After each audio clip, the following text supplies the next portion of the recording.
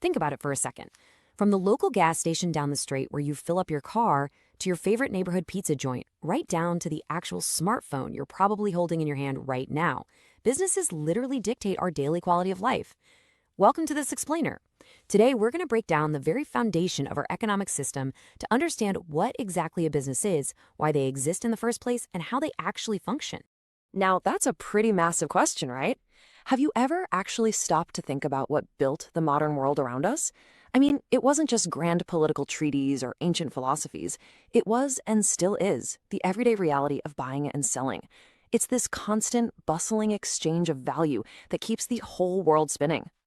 It really comes down to everyday actions. Take a simple credit card swipe, for example. Every single time you grab Taco Bell for lunch, pay for a quick haircut, or do some late-night online shopping from your couch, you are actively participating in this massive global engine. You're creating a demand, and a business is stepping up to fulfill it. So let's get down to brass tacks and define this clearly.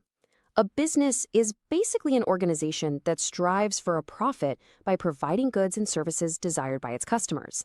And notice how we're making a distinction between goods and services here. Goods are the tangible things manufactured by businesses, stuff you can touch, like a laptop or a car. Services, on the other hand, are the intangible offerings that you can't exactly store in a closet, like that haircut we just talked about, medical care from a doctor, or booking a flight. Okay, let's dive into this. Why do these organizations even bother going through the trouble of providing all these goods and services? Well, it ultimately comes down to a really delicate balancing act between two huge forces: risk and profit. To really understand that balancing act, we first have to contrast revenue against costs. Revenue is the fun part. It's simply the money a company brings in by providing its services or selling its goods to you and me. But to make that money, they've got to spend money. Costs are all the funds flowing out of the business. Think paying rent for the building, salaries to employees, buying raw supplies, and running those ad campaigns you see everywhere. Here's the magic trick. If a business intelligently manages its resources, keeps its costs down, and boosts its sales, it generates a profit. Profit is literally just the money left over after a company pays all of its costs. But if those costs end up exceeding the revenues, ouch, the company takes a loss. And honestly, that is the inherent danger of being in business. You'll often hear that in U.S. business today, there is generally a direct relationship between risks and profit. Basically, profit is the ultimate reward for taking a risk.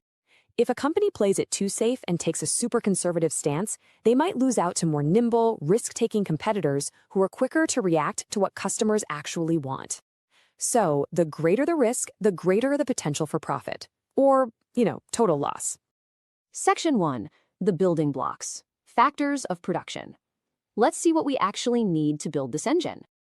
To build a profit-generating engine from the absolute ground up, whether it's a local pizza place or a massive tech giant, you need 5 specific inputs, or what we call factors of production. These are natural resources, labor, capital, the entrepreneurship to pull the whole shebang together, and finally, knowledge, which is absolutely the ultimate key to success in our fast-paced world today. Think about how a company harnesses natural resources and capital together to create value. Like solar panels don't just appear. They require raw materials and funding to be developed so they can generate power efficiently. By using these factors smartly, a company produces way more with less.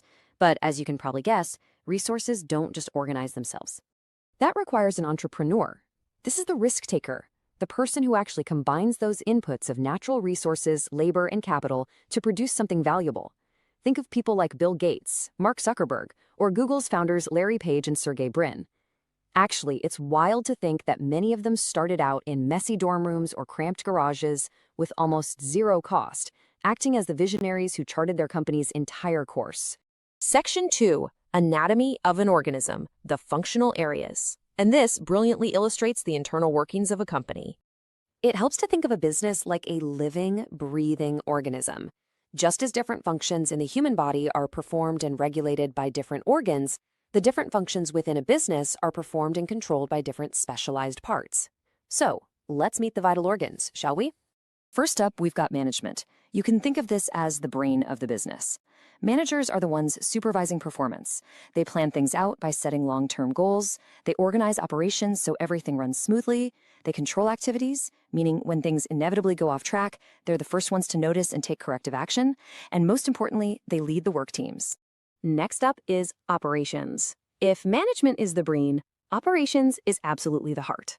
This is where those raw inputs we talked about earlier are actually converted into finished outputs. Operations is the heart, pumping life straight through the supply chain, handling procurement and logistics, and making sure goods and services are created at the right quantity and the right quality to meet your needs. Then, of course, we have marketing and sales, the voice and the face of the company.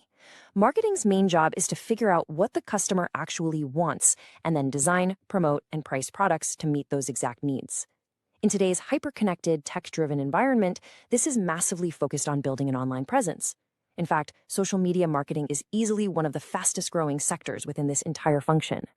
And just to quickly round out our internal anatomy, this organism also desperately relies on finance, which manages the money, ensuring the company can actually pay its bills and invest wisely for the future.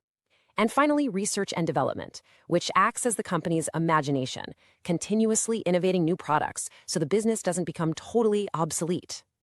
Section 3, the ecosystem, the business environment. Let's zoom out a bit. Now, what's really interesting about this ecosystem is how the internal environment, the managers, the workers, the entrepreneurs, is completely surrounded and constantly squeezed by external forces. The business doesn't control these forces, it just has to survive them. We're talking about massive external influences here. Things like major economic shifts, political and legal regulations, changing demographics, social trends, aggressive competitors, global events, and insanely rapid technological advancements. Because absolutely no single business is powerful enough to stop these external forces, managers are primarily adapters. A company must constantly adjust to shifting social attitudes and new technological leaps just to stay alive. Section 4. Why this matters. So, what does this all mean for us?